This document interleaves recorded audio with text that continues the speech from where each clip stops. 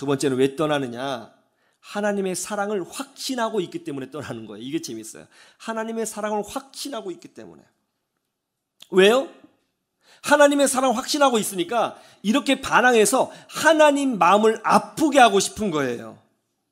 하나님은 나를 사랑하시지. 내가 다 알고 있어. 나를 사랑하시니까 예수님을 이 땅에 보내셔서 내 죄를 대신하여 십자가에 죽게 하시고 나에게는 생명을 주신 거잖아. 그래서 나를 용서하시고 자녀 삼아 주셨잖아. 내가 예수님만큼 소중한 존재가 된 거라며. 하나님이 나를 그렇게 사랑하신다며. 그래? 하나님이 나를 그렇게 사랑하셔? 그러면 내가 하나님을 떠나고 삐뚤어지고 망가지면 하나님 마음도 아프시겠지. 그래서 떠나는 액션을 보여주는 거예요. 요나서 1장 11절에서 16절에 보면 이런 내용이 있습니다. 요나가 다시스로 가는 배를 탔어요. 그러자 바다 한가운데서 풍랑이 일었습니다. 하나님이 보내신 풍랑이었습니다. 이것을 모르는 뱃사공들이 배를 가볍게 해서 이 풍랑을 극복해 보려고 배에 있는 물건들을 바다에 집어던지기 시작했습니다. 그런데 풍랑은 점점 더 강해졌어요. 그러자 배에 탄 사람들이 각자가 믿는 신에게 부르짖기 시작합니다. 그때 선장이 요나 선지자에게 와서 이렇게 말을 하죠. 당신도 빨리 당신이 믿고 있는 신에게 기도하시오. 우리가 큰일 났습니다. 그러자 요나가 충격적인 말을 합니다. 기도할 필요 없습니다. 예? 왜요? 이 풍랑은 나 때문에 생긴 겁니다. 아니 왜 당신 때문에 이 풍랑이 생깁니까? 저는 원래 천지를 창조하신 유일하신 하나님이신 여호와 하나님을 섬기는 선지자입니다. 하나님의 말씀을 어기고 도망하는 바람에 하나님께서 이 풍랑을 내린 겁니다. 그러면 어떻게 해요? 저를 그냥 바다에 던지시면 됩니다. 그러자 사람들이 깜짝 놀라면서 아니 우리가 어떻게 사람을 해칩니까? 안 될 말입니다 하면서 어떻게든 자기의 힘으로 자기의 능력으로 풍랑을 헤쳐나가려고 해요. 안 되는 거예요. 어떻게 했어요? 어쩔 수 없이 요나를 집어들어 바다에 던졌다는 거예요. 그러자 정말 바다가 잔잔하게 되었다는 것이죠. 이것을 본 사람들이 여호와 하나님을 두려워하며 제사를 드렸다는 것입니다. 세상 사람들은 말이죠, 참 재미있어요. 위기가 와도 풍랑이 와도 두려워하는데요, 이 풍랑이 잔잔케 되어도 두려워해요. 전쟁이 나도 두려워하지만요, 전쟁이 없는 평화 시기에도 언젠가 이 평화가 무너지는 것은 아닌가, 내가 노후를 준비 못해서 망하는 것은 아닌가, 지금 무슨 사건 사고 나는 것은 아닌가 하면서 항상 두려워해요. 이게 바로 세상 사람이에요. 자기의 이성과 자기의 힘을 벗어난 어떤 경이로운 사건을 만나면 인간은 혼란스러워하고 두려워해요. 이게 인간이죠. 그런데 요나는 두려워하지 않습니다. 나를 바다에 던지라고 말해요. 이야, 이 깡다구 대단하죠.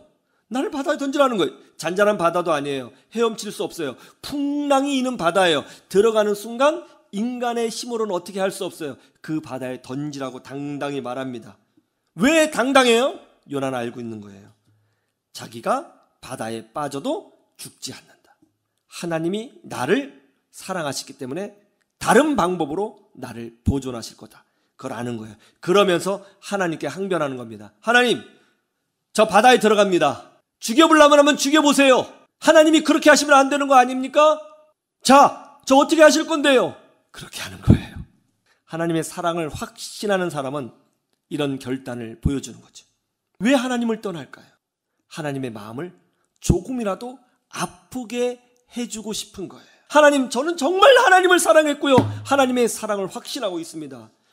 저는 하나님이 저를 지켜주실 줄 알았어요. 제 편일 줄 알았어요. 위기의 순간에 정말 그때만큼 하나님이 제 기도 응답해 주실 줄 알았어요. 그런데 이게 뭐예요? 왜 고통스러운 일이 일어났을 때, 내 힘으로 할 수 없는 사건이 일어났을 때 왜 하나님 침묵하신 거죠? 하나님 그때 어디 계신 거예요? 정말 하나님 계세요?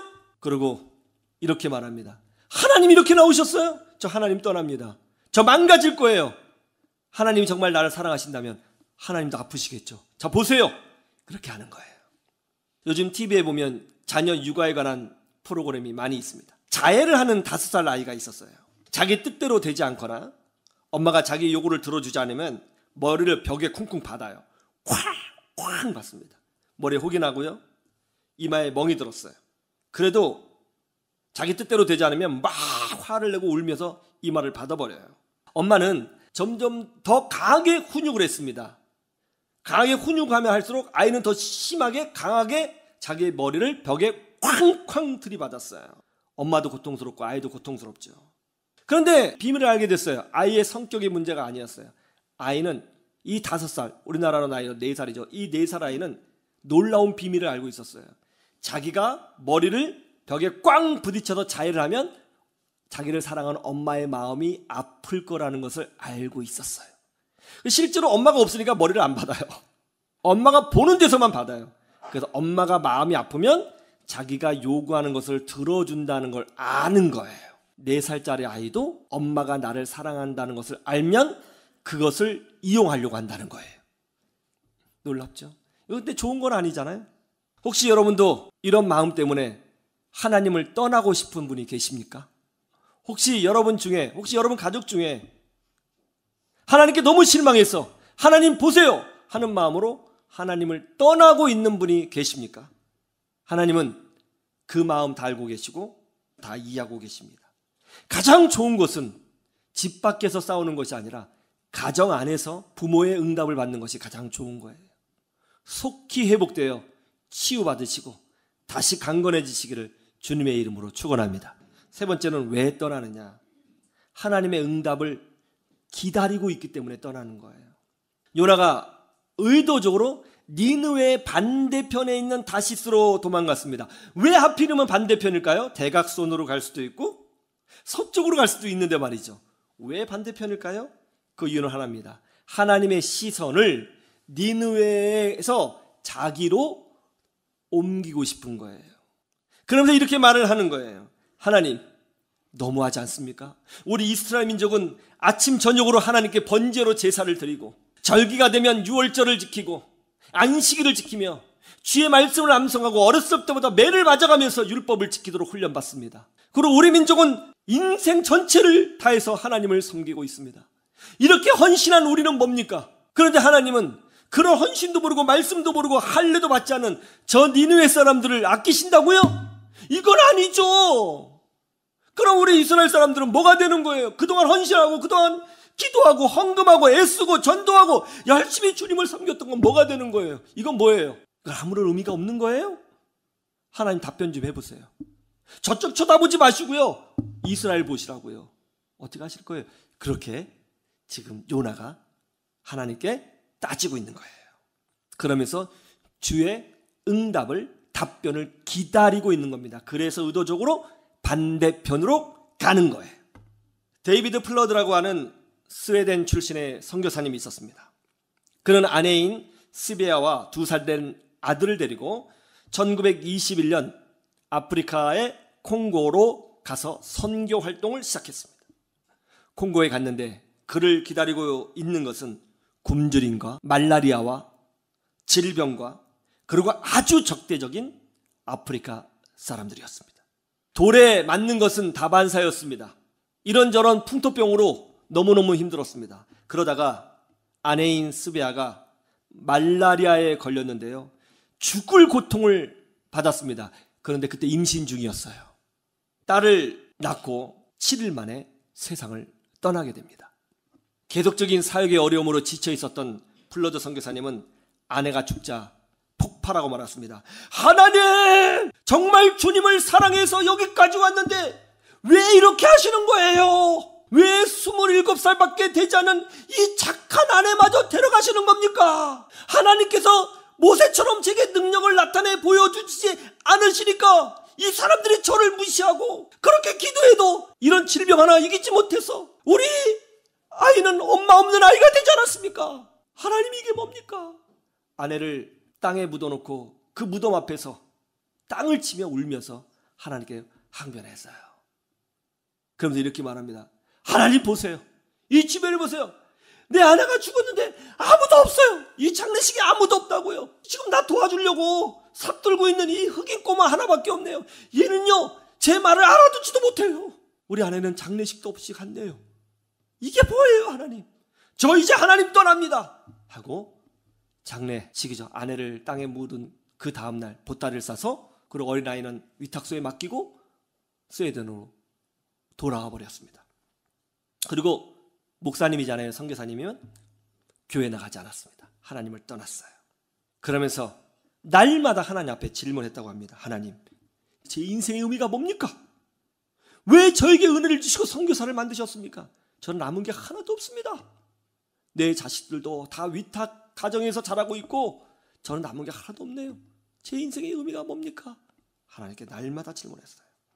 플러드 선교사님이 73세가 되었을 때 백발의 노인에 대해서 병이 들었을 그때에 40년 만에 처음으로 딸을 만나게 되었습니다. 그때 태어난 지 7일 되었던 그 딸을 만나게 되었어요.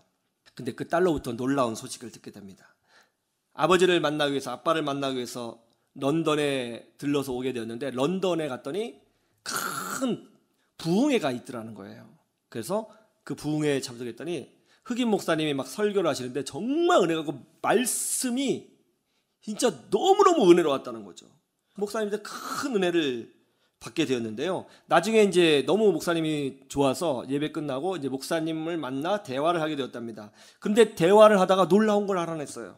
그 흑인 목사님이 엄마 무덤가에서 삽을 들고 있었던 그 꼬마애라는 거예요. 그 소년이, 그 삽을 들고 있었던 소년이 자라서 목사님이 되었고요. 그 목사님을 중심으로 콩고가 복음화가 되어서 이 콩고가 아프리카에선 거의 최초로 32개국의 선교사를 보내는 나라가 됐고요. 이 꼬마 흑인 목사, 이제 성장했잖아요. 목사님이 전도해서 교회가 확산되기 시작됐는데 11만 명에게 복음을 전하고 교회가 세워졌다는 거예요. 그러면서 딸은 병들어 누워있는 아빠에게 이렇게 말을 해주었다고 합니다. 아빠, 아빠의 희생은 결코 시간 낭비가 아니었어요. 그 순간 갑자기 성령이 플러드 선교사님에게 임했습니다. 그는 뜨거운 눈물로 회개했고 하나님은 그의 영혼을 회복시켜 주셨습니다. 그리고 얼마 후 플러드 선교사님은 하나님의 부름을 받았습니다. 왜 그때 그렇게 하셨는지, 내가 열심히 기도하고 헌금하고 봉사하고 그렇게 주님을 좋아했는데 왜 응답 안 해주셨어요? 제가 헌신한 건 아무런 의미가 없는 거예요? 이런 질문을 갖고 계신 분들이 있습니까? 그래서 실망해서 주님을 떠난 사람이 있나요? 그리고 하나님을 떠나려고 마음먹은 사람이 있어요? 여러분, 우리는 유한한 존재고 하나님은 무한하신 분이십니다.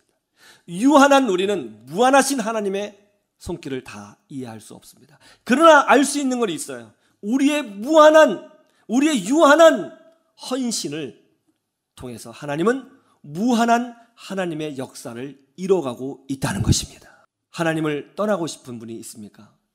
하나님께로 다시 회복하셔서 이전보다 더 많은 질문에 대하여 친절히 답변해 주시고 내 인생을 만들어 가시고 가장 좋은 곳으로 이끌어 주시는 그 사랑의 하나님을 다시 경험하며 믿음의 승리를 거두는 주의 백성들이 되시기를 주님의 이름으로 축원합니다.